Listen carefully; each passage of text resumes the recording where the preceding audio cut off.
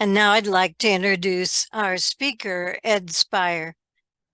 He is retired from software engineering management for companies both large and small, public and private, local and international.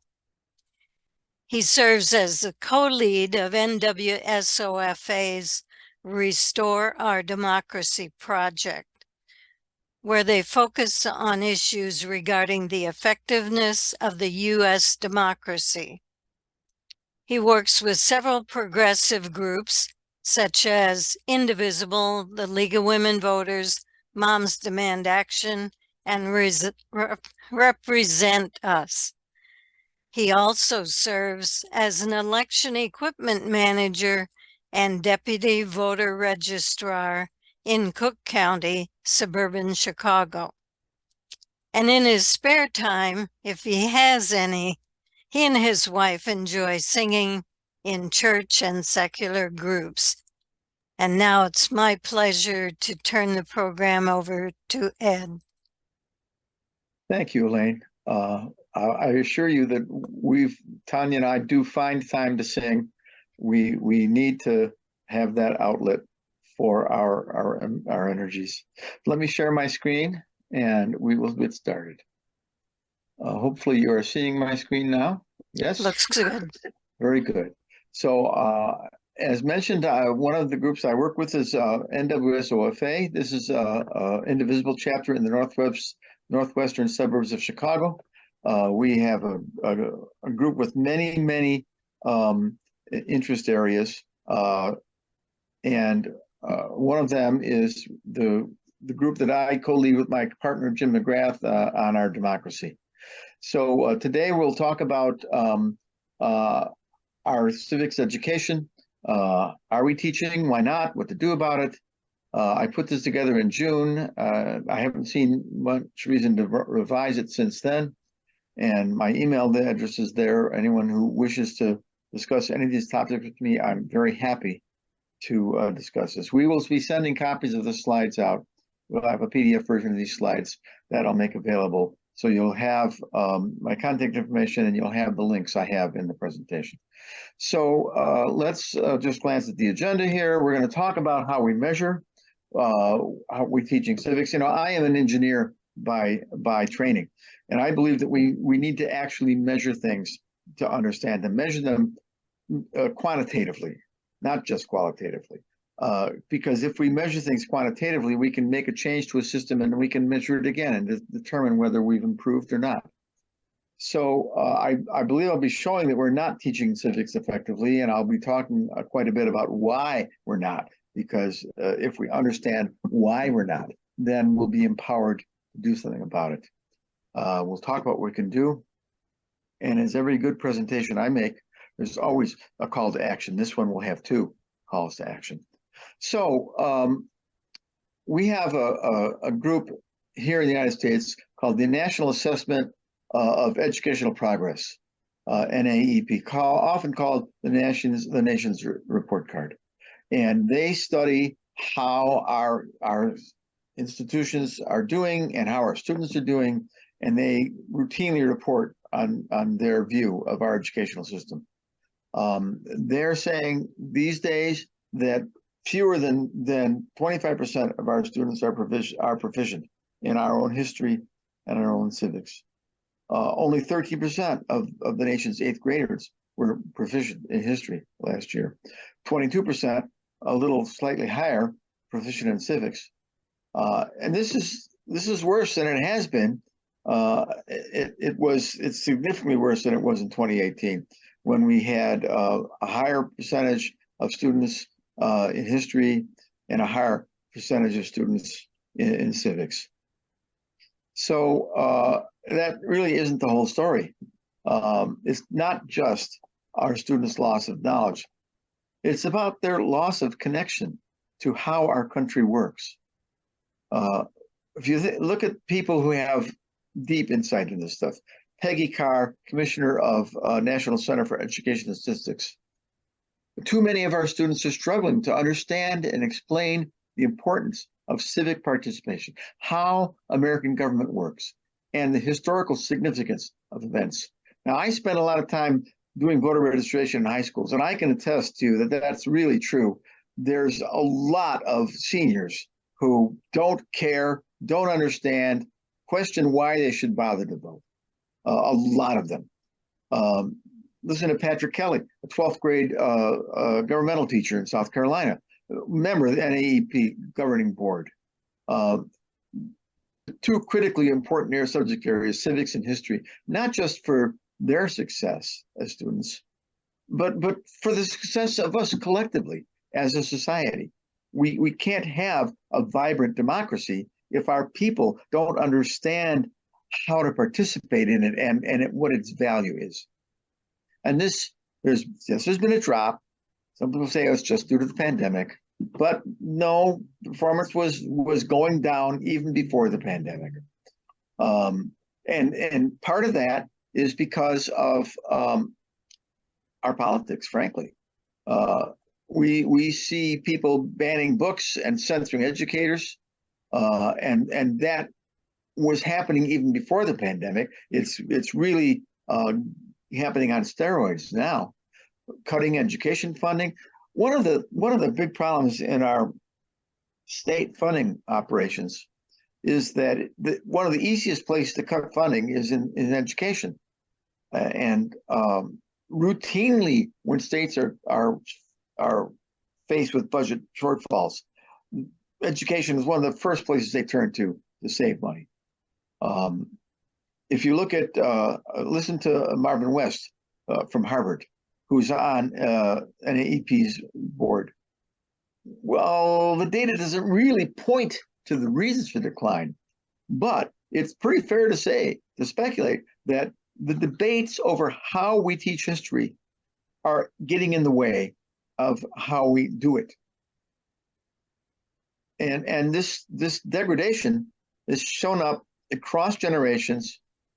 The sooner the generation, the lower the understanding is. My generation feel like they're proud to live in the United States and honor our country. Gen Xers, maybe half of the people feel that way. Millennials, maybe a third.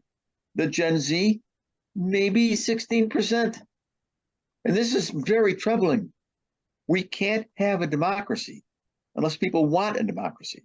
And right now, our youngest students don't particularly see value in a democracy because frankly, it hasn't served them well.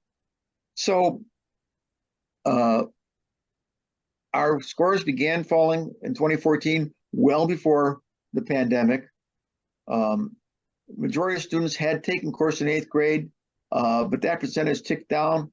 And if you think about the overall viewpoint, I'll tell you what Chester Finn has to say about it, President Emeritus of the Fordham Institute.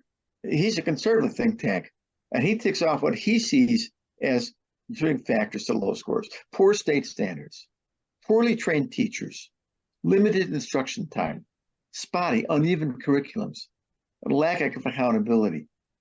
That's a pretty good viewpoint, a pretty good summary of why we're having problems in helping our students understand how our country works and value participation in how our country works. So this is kind of a Sputnik moment. It ought to be one of these moments where we say, oh my goodness, we need to turn this around. This should be an alarm bell, and it should be a call to do something different. And that's the message I'm sending today. So why is this happening? I mean, this has been going on for 3 decades. For 3 decades, we've seen the need to turn this around. The results come out every year. Cries go up for more investment in civic education, but nothing changes. And the slope of learning is headed downward. But you see, the problem isn't just underinvestment. It's for 3 decades, we adults have been fighting about how to teach civics. The left and the right have a difficult time agreeing. They fight in school boards, and as a result, the kids don't get taught much of all, mostly because we can't agree on what to teach them. So what do we fight about?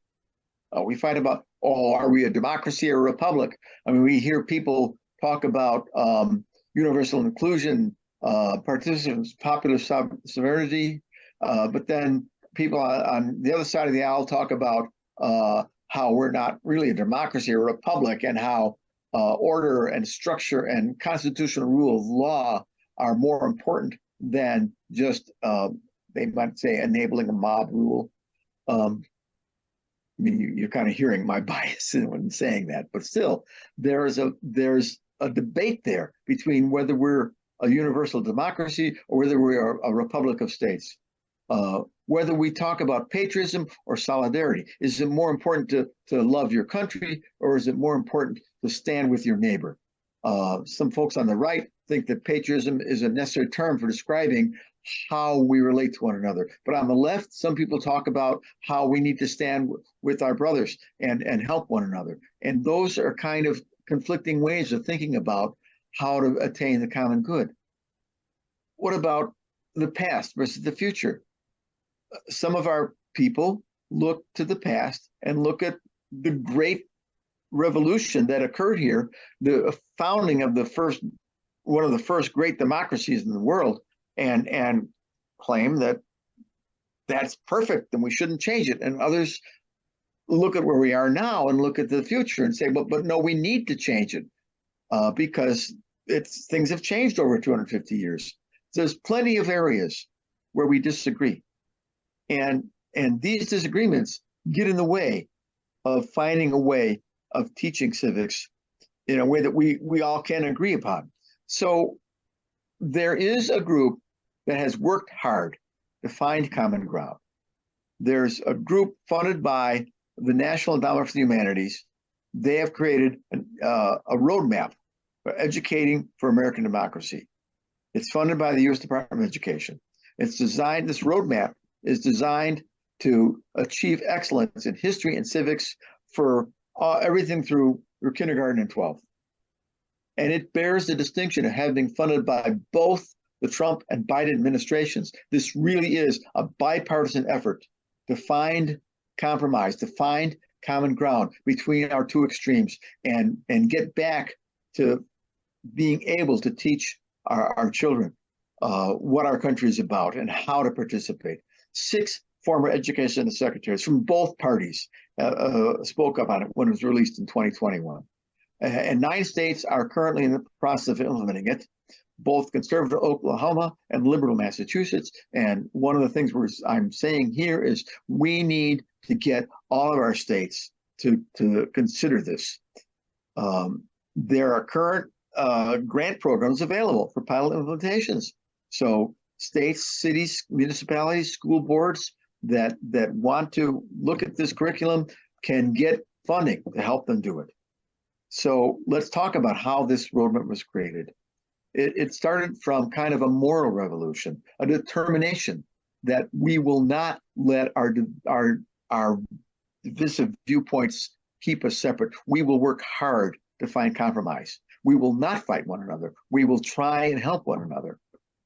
For example, when we talk about are we a democracy or a republic, they reached a compromise by recognizing that we are a constitutional democracy where order, structure, rule of law are important, but they include the principles of popular sovereignty and universal inclusion.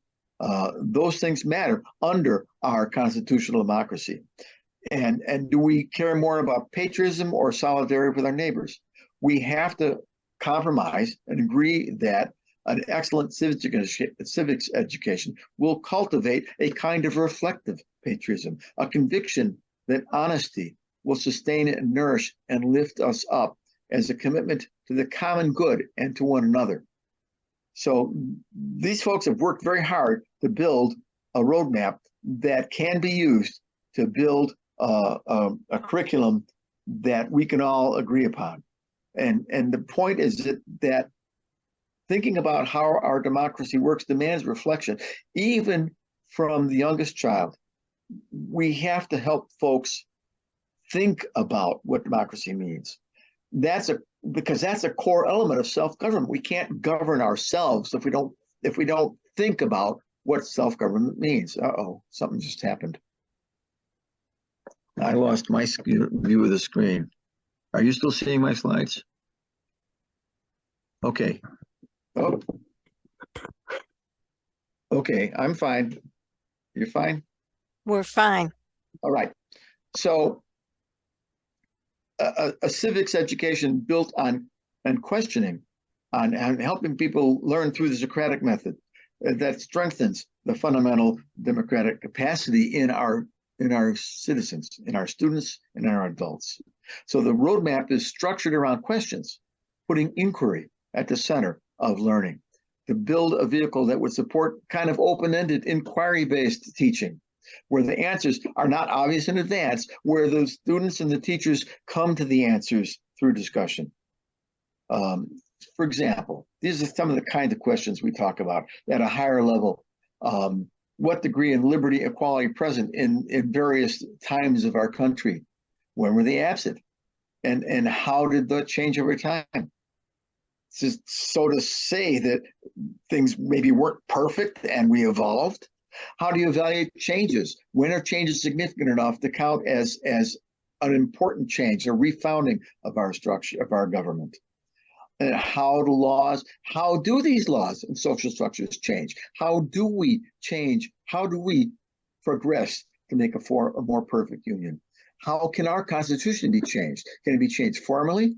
Can it be just reinterpreted informally? And your state constitutions, your state charters can be changed? And what political and economic ideas have contributed to these changes? These are the kinds of questions that we can get at in a simple way when very young, and in a deeper way in later grades. So the roadmap that we have built here covers 7 themes.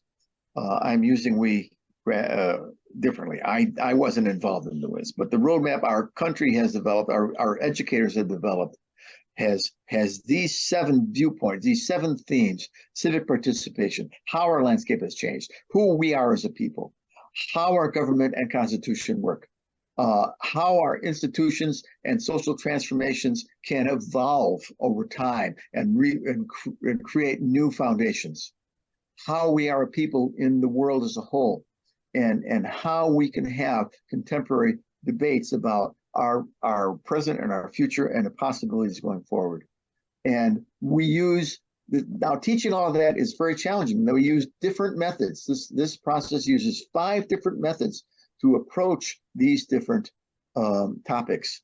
How we can motivate agency, sustaining our republic, how we can describe and honor our plural yet shared story, how we can not only celebrate, but also critique the compromises we need to make to move forward, how we can be honest and reflective about our patriotism, and how we can balance concrete realities and abstract principles, which sometimes can be in contention. So when you talk about motivating agency and sustaining the republic, how we can understand the full context of our role as civil participants without being paralyzed, without sense of insignificance. People tell me, why should I vote? You have to help them understand why you should vote. I often say to high school students, you vote for school board members that run your school so that your voice can change what happens in your school. How we can help students become more engaged citizens and sustain civil disagreements, civic friendship, how we can talk to one another without fighting, and how we can help students pursue actions that they want to take. We want to talk about our plural yet shared story, how we can integrate perspectives of all Americans from different backgrounds, because we've all come together to create this nation from many one. How we can be consistent across historical periods and conceptual concepts, so we don't whitewash things that we might not want to talk about. How we can take this plural and complete story of our history and foundations and become a common story that is shared by all our people. We want to celebrate and critique compromise. We want to understand that there is value, there can be danger in compromise, and we need to understand both aspects. We want to help students learn to find a way to compromise while avoiding pitfalls that might occur. How we can help people understand that we can have communities that disagree, and yet we can also find agreement.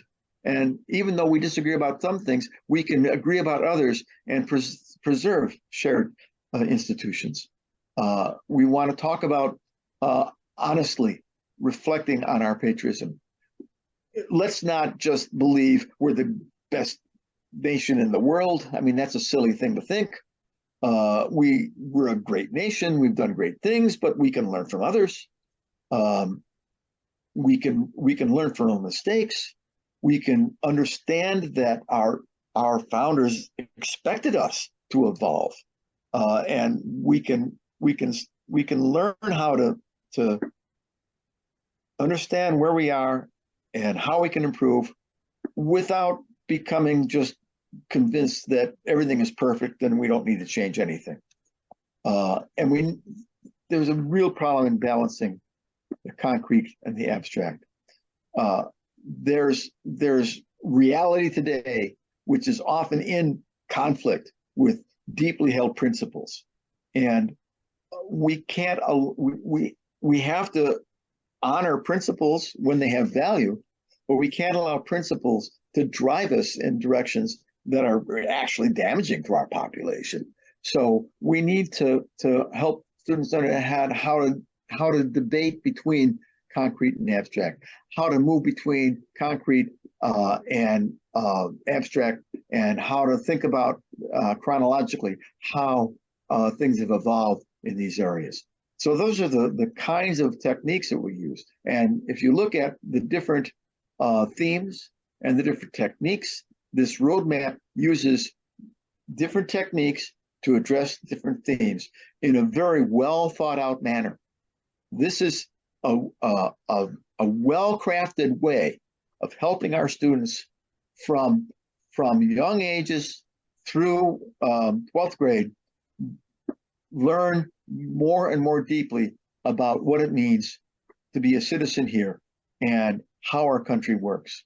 And we use all these techniques to drive into all the points I've just described. Within each of the themes, we break down the content with higher questions, and then build down deeper with driving questions. For example, when we talk about our changing landscape, a younger student might be asked, how do we think about the names and talk about places where we live?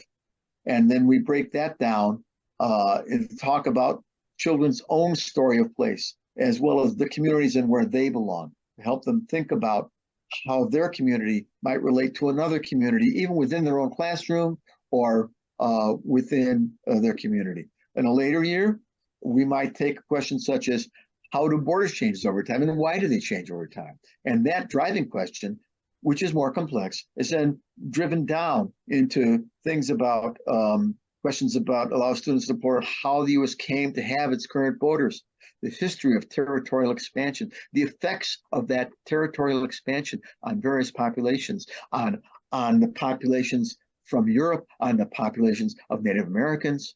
I mean, that's a way of honestly thinking about how we got here, where we are now, and the forces that have formed this country.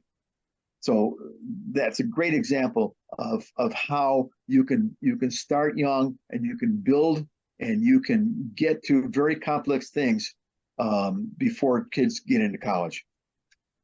Now, this roadmap is not really curriculum.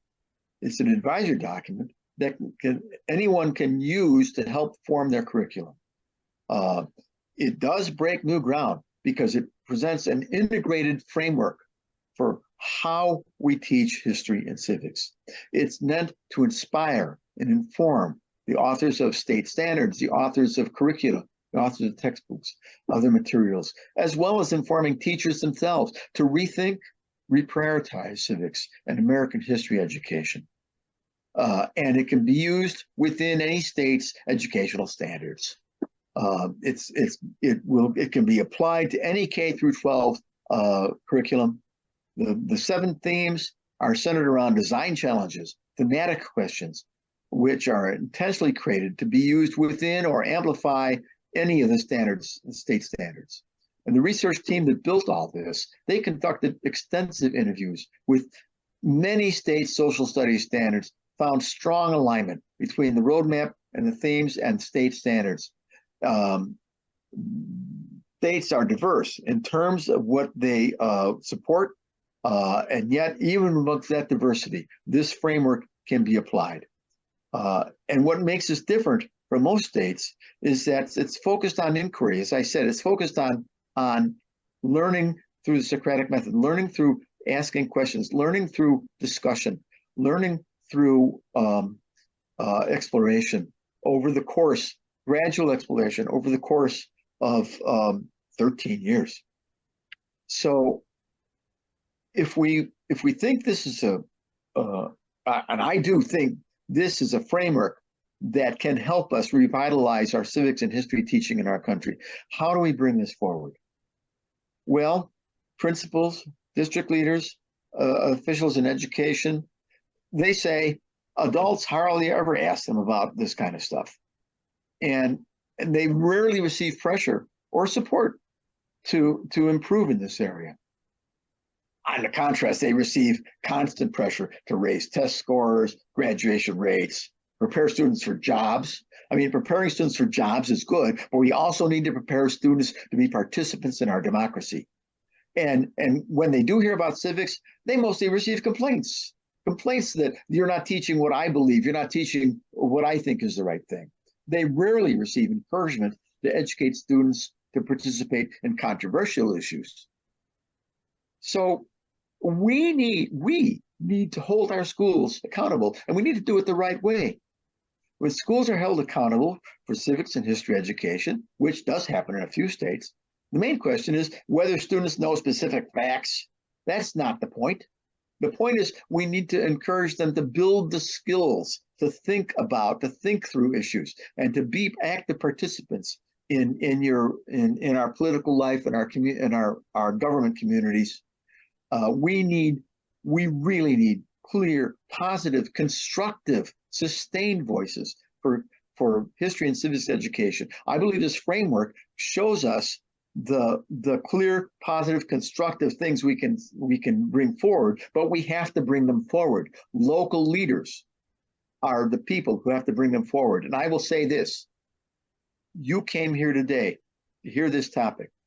So I believe you are the local leaders that need to bring this forward in your communities to help drive better educational processes in these areas into your community.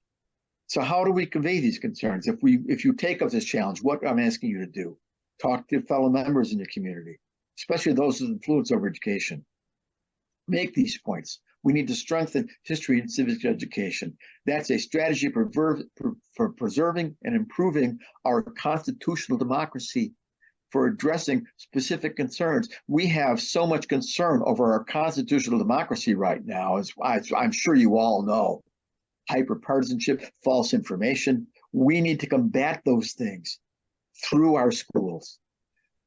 We have to make it clear that we feel that history and civics education have been neglected, and we can say, yes, we know there are deep disagreements, but we have a roadmap. We have a roadmap that professional educators have thought through deeply and worked from both sides of the aisle to find a consensus on how to teach these topics. Take this roadmap into consideration in your school curriculum. It includes agreements about how the deep and worthy disagreements need to be understood, and how our children can navigate those disagreements, learn from them, learn how to understand them, and not to be demotivated by them. All our young people deserve an excellent education in history and civics, and a curriculum that connects them to their own background and their own experiences, so that it's relevant to them. So these are the kinds of questions you need to be asking in your school boards. Have you reviewed the impact that your history and civics education has in your schools? Do you have a plan for strengthening these things? Are you familiar with this roadmap? Can you align with this roadmap? Are your teachers following the practices we're talking about here? Are your teachers really prepared? Are they really supported? We all understand. I'm sure we've all heard plenty of stories about teachers that are on their own and don't have the kind of support they need to have. And have you surveyed your students? What do your students think about these things? Once again, I will say that measurement is important. Measure your students, implement some different programs, implement some different teaching practices. Think about adding the ideas from this roadmap, and then measure them again and see if you're making improvements. And we adults outside the school, we want to help, and we should offer our help in any way we can. So the first call to action is discuss these matters with your local school authorities. Go to your school board meetings. School board meetings can be contentious. There's a lot of people that show up at school board meetings and start talking about banning books and not allowing certain things to be taught. And those of us who want to see really well done education need to show up at those school board meetings and counter that stuff. You first of all, you might want to talk to your school, your principal, your social studies teachers about this before you go to the school boards, so they won't necessarily be blindsided. Get them on your side, then show up at the school board meetings. Educate others in your community so they can join it. I'll be glad to help. I can give this presentation again to any group of people that want to hear it. I can come to your school board meetings with you and staff discussions with you if you'd like. I'm in the Chicago area. I'm happy to travel anywhere in the Chicago area. And you will have my slides and you'll have my reference material to help. That's the first call to action, is to act within your community. You can be the leaders in your community that help make a change. But there's another broader call to action, and that's along the fact that we adults have been fighting with one another. And how in the world can we expect our students to honor what we're saying and believe we're saying when they see us fighting with one another? It's like, how does a kid feel in a family where mom and dad are fighting all the time? People on the left and right are always fighting with this stuff, and we have to find a way to stop doing it. We've got to create some common ground. We can't connect our kids to our community when our community is broken. So the second call to action is to help fix our community, help fix our democracy, ourselves, so that we're inviting our children into something that's worth their time, worth their energy and affection. And we need to focus on things that will help our community, our political life be better. There's all kinds of things we can think about. Enlarging the House so that we have a more representative democracy. Implementing ranked choice voting so that we can show support for third-party candidates. Multi-member House districts, which will help help reduce the problems of gerrymandering. Independent redistricting commissions that will go a long ways towards ending gerrymandering. Getting money out of politics, getting campaign finance disclosures, getting clean election laws, getting term limits. There's all kinds of things that we can take action on to help improve our own way we deal with the left and the right in this country. We need to empower voters. We need to maybe move election day to Veterans Day or make it a holiday. We need better ways of registering. We need to get our kids involved in registering. We need to make sure everybody get the vote. There's all kinds of things we can do to help improve our democracy. We can use the social media we have at hand to not to fight, not to flame one another, but to bring forth reasoned discussion. I spend a lot of time on social media batting down people who say bad stuff, building up people who say reasonable things, and getting honest, reasonable discussion to occur amongst 1,000 or 2,000 people that look at my social media. You can look at social media as public media. You can look at digital platforms as something we need to invest in. There's steps we can take. I do that stuff in our spare, and essentially my spare time, as well as singing in my spare time. We need to build a culture of shared commitment. We need to create a universal expectation of national service, telling our nation's story, developing civic faith, building democratic citizens in higher education, and promoting a common purpose. And there's all kinds of areas that we can all work in to try and heal the divisive nature of our society and our politics. And that's a whole lot to do. So just choose one of those things. Just choose one of those areas. And if you have any difficulty understanding how to get involved in one of those areas, send me an email and I'll get you involved in any one of those areas. Pursue that. So yes, let's work with our schools to improve our civics education, but let's work in our communities to improve our community so that we set a good example for our students. So there's a number of reference materials I said I'll send these slides. We'll make these slides available to you. You can follow up the roadmap in detail that you can make available to your school boards and your education professionals. The report card and several other links that went into making this presentation. So we'll send all this stuff out to you, and that's what I have. So I am happy to take questions. Well, thank you, Ed. We have a couple comments in the chat. Denise Cuttle is a bilingual elementary school teacher in the Aurora School District, and her students, 4 of them, arrived as refugees from Latin America, and she learns from them the value of living in a democracy. And she herself also became a citizen in 1994 and has voted in national and local elections and volunteered on campaigns. And she's involved with election work, the Naperville Parade, but the makeup of our society has changed drastically with regard to immigration, human rights, foreign and public policy, and legislation. Her question is, how do we promote civics when social studies lessons have remained the same since I was in elementary school in the 1980s? Right. Well, let me say 2 things about that. One is, as a teacher in that classroom environment, you have a tremendous opportunity. As you say, you have learned from the way those immigrants have come into this nation and where they came from and where they see now. You have learned, you can help your students learn that as well. And that's something you would be doing outside of the formal curriculum.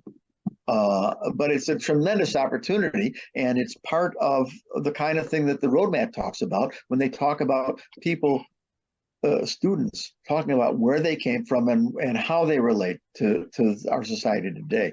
But in terms of the fact that the formal curriculum hasn't changed for 30 years, that's exactly what we're here to talk about. We need to put pressure on our educational institutions to make those changes. And I believe I have brought forth here material we can use to pressure, to educate, to inform and educate and pressure our school boards and our educational institutions to modernize the curriculum as she suggests is important. Right. We have another comment related to the hyper-partisanship, and it has become so contentious that the message is not to talk about politics or even civics. So creating a common ground to provide a productive civics discussion, particularly to teach students to delineate between truths and facts and misinformation, presents an opportunity to have an intelligent electorate going forward. So that message of collective community is crucial. So she's echoing what your roadmap is showing. Absolutely. And, you know, the challenge is that there are people in our community who don't want us to do this. There are people in our community who, for one reason or another, don't want to see this kind of education occurring. I mean, we all have heard people say that going to college makes people liberal, which I think is nonsense. And some people seem to have a bias against higher education because of that. We need to have the courage to stand up for what we think is right.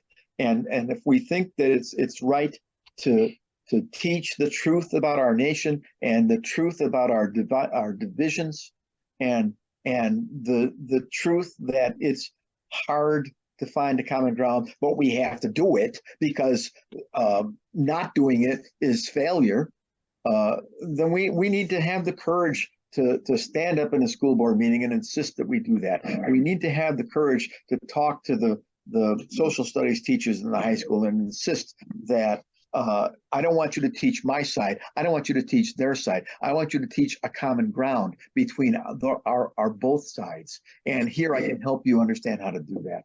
So we have to do this, folks. What else have you got? Well, I'm not seeing another question in the chat, but I'll talk a little bit about something that I heard a teacher, probably in elementary school, was doing, and that she was asking students to share their family's history and where their ancestors came from. And so she went around the room with the point being that all of us at some point in time, for the most part, were immigrants. And by identifying each person, where they came from, where their family came from, it would be a perfect lead in to talking about when all of us immigrants came to what we talk about as the United States. There were people living here already, and the conflicts that erupted and how that is part of our history that we all inherited. So what grade level was that? Do you remember? Do you know? I think it was 5th grade. Well, I mean, at the lower grades, we would just want to talk about backgrounds. But at the higher grades, you do want to get into the issues of, frankly, how we took this land away from the people, how we took this land away from the people who lived here originally. And we need people to understand that. And then when you get into 5th or 6th grade, you can certainly be talking about those kinds of issues. You know, we have a hand up. And I think it was an excellent activity for integrating perhaps newer immigrants with people that maybe on the surface thought they didn't have anything in common. Or people who thought, we're the real Americans, we're these immigrants. Perhaps. All right. We have a hand up. Do you have a question? Yes, Donna? good evening. Thank you for your presentation. I see a lot of leaders from our branches, and I want to reinforce the public policy initiatives that we have, which are actually meeting with school board members to collaborate with other organizations and partner with other organizations in our communities. And this would be an excellent conversation to have with those school board members as you're meeting. I know that that program is just starting to roll out, but this would be an excellent way to get that conversation started with your school board members and to highlight some of the things that AAUW stands for which are many of the things that were brought up through these through your presentation tonight, Mr. Spire. So we are grateful for having that background. So I would encourage those of you that are branch leaders to think about collaborating with Tracy and Paula, and let us get this training going so that you can collaborate with other members of your communities and perhaps get this started sooner rather than later.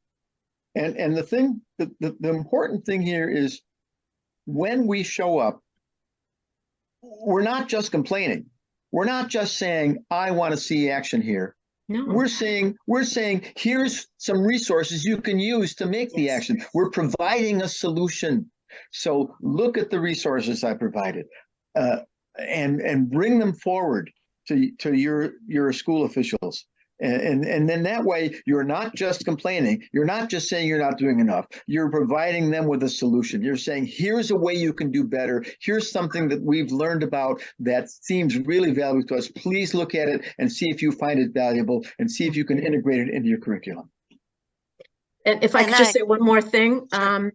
The other thing is to actually ask your school board members whether they're familiar with this concept or not, whether they have these resources to hand.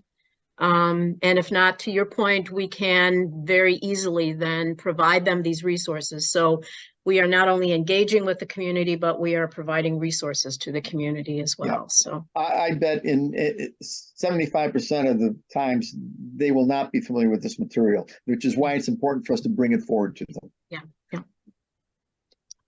The other aspect about this, it takes it away from being a personal statement. It's a broad consensus accepted roadmap. It's not your opinion or your tribe's opinion, so to speak. We have another question. Are you aware of states or communities that have tried to adopt it? I know you mentioned a couple. Have they gotten pushback? And school boards are not generally involved in curriculum, but certainly they would be involved in authorizing payment for updating things. So, well, do you know details about where they've implemented it? I do not, but I will say something about whether school boards are involved in curriculum or not. We have seen a lot of people recently, mostly coming from the right, who are pushing school boards on curriculum issues. Don't teach this. Don't let that book in your library. So don't tell me that we can't approach a school board about curriculum issues. We certainly can. People are doing it left and right, and in a way that damages education, in my opinion. And we have to come forward to the school boards and push our curriculum ideas to them to counter that. So no, I don't have any details on how well it's been received and how well it's going. But I firmly believe that we should be bringing these things to our school boards. Right. And Janice Geider, she agrees. We certainly expect school boards to provide oversight and accountability. Mm-hmm. Mm-hmm. That's why we elect them. Exactly. The one Jackie Eberly has mentioned, the Washington Post has just started a series on public education, and they've indicated there's a heavily funded, deeply committed, extreme Christian right that has been working to eliminate public schools altogether. And this has been a goal for decades. So this makes the goal of teaching civics daunting, but extremely necessary. So she's echoing the call for action. Absolutely. Let's see if there's new questions. There's yes, absolutely agree.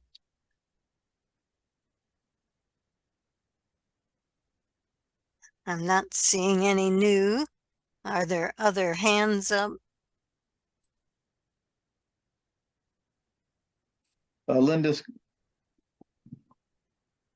Linda Congo has her hand up. Not formally, but I saw a hand being raised like this. Linda? Unmute. I hope you weren't saying goodbye. No, no. I'm, No, now you're muted again. No, you're muted, Linda. there we go. Can you hear me now? Yes. Okay. As a school board member now for a period of 6 years, that's why I'm here tonight. And I want to say that I am extremely impressed with this presentation and what it holds for a school district. I will be taking this to my board members and our superintendent to demonstrate that there is a way to get around this exclusion of facts and to get children to be more interested. And I love the idea of questions coming from this as opposed to talking to kids in front of the class and making it a lesson that the teacher is teaching. I want the kids to think about it, what they think in the classroom as they are right now. What do they think is wrong? What concerns them? These are the things that I would like to hear in an open classroom. Thank you. Great. So thank you. Linda, where are you a school board member? Granite City School District 9. It's a community unit, District 9. Well, Is that, best of luck to you on it. Thank you. Thank you. and maybe you'll be gathering some information from, it was Massachusetts and the other place that has implemented the program. Mm-hmm. They might be helpful to you. Let's see, Yes. we have some more messages.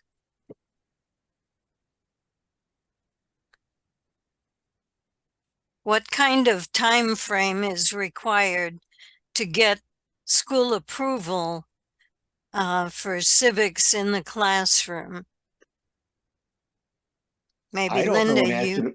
I don't know an answer to that. Maybe Linda, as a school board member, Right. would have a better answer than I would on that.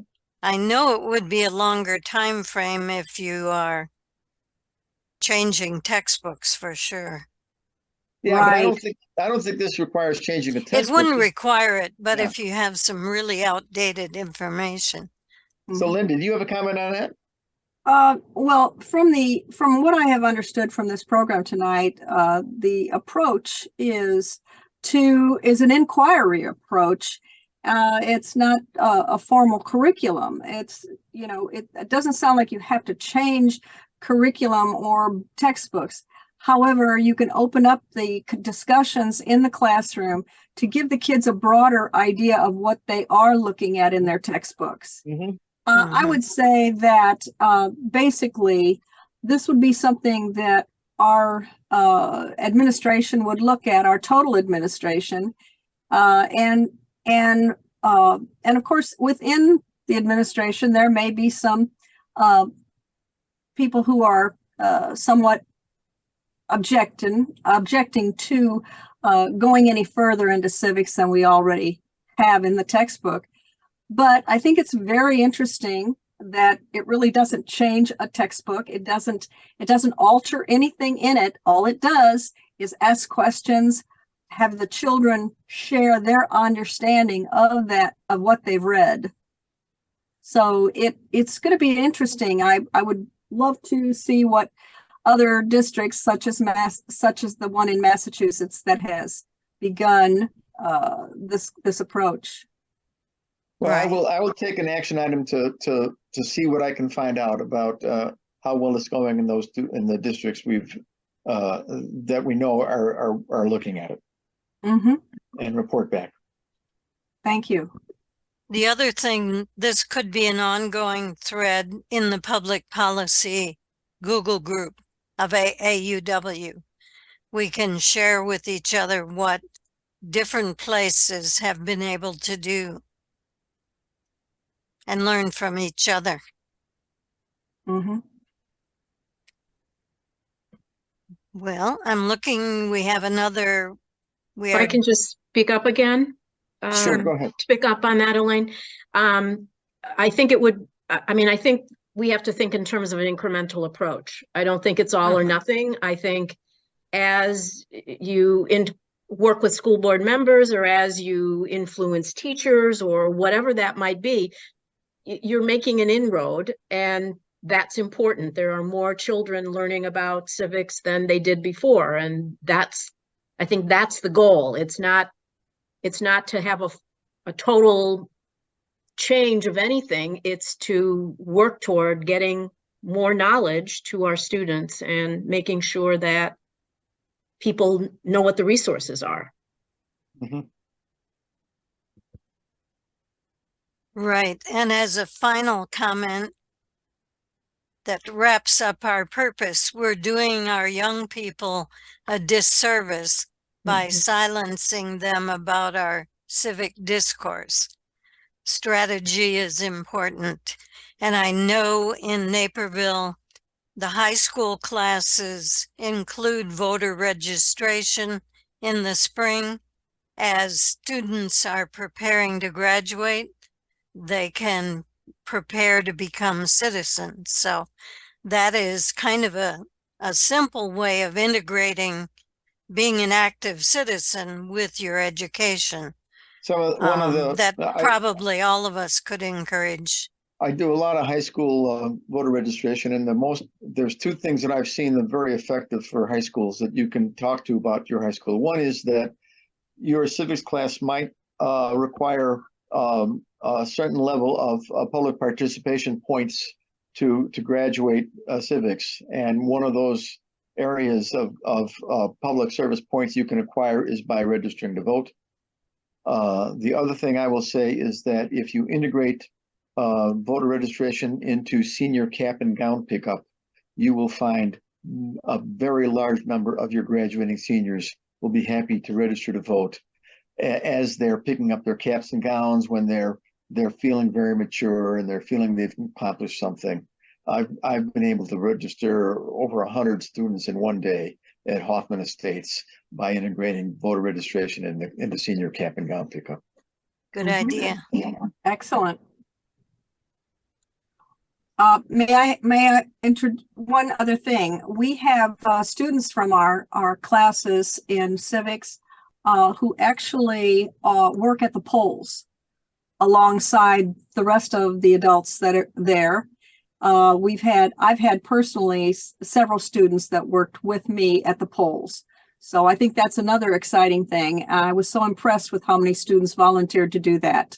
I have a lot of experience in poll worker, and I'm always happy to have student election judges participating with me, especially the female ones. The female ones are so interested in doing it. Some of the male ones are there because they get $250 for doing it, but the young ladies are excellent election judges, and I'm so happy to have them on my team. Right. And the final comment, registering isn't enough. We still need to educate students on the importance of actually voting. I totally agree with that.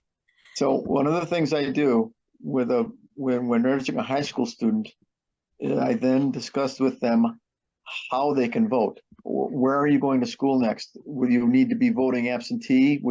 Could you vote at your school location? Think about what party you support and whether your vote might be more valuable there or here. So yes, registering alone is not enough, and we try and capture contact information when registration so that we can then reach out to students before the elections and encourage them to vote. So yes, you need to do a little bit more than just register. Well, thank you so much, Ed, for providing this program and providing your contact information. I hope that this spreads across the state of Illinois, and you get a lot of requests. Very good. Well, thank you for the opportunity to speak with you, and I'll be happy to help any of you any way I can.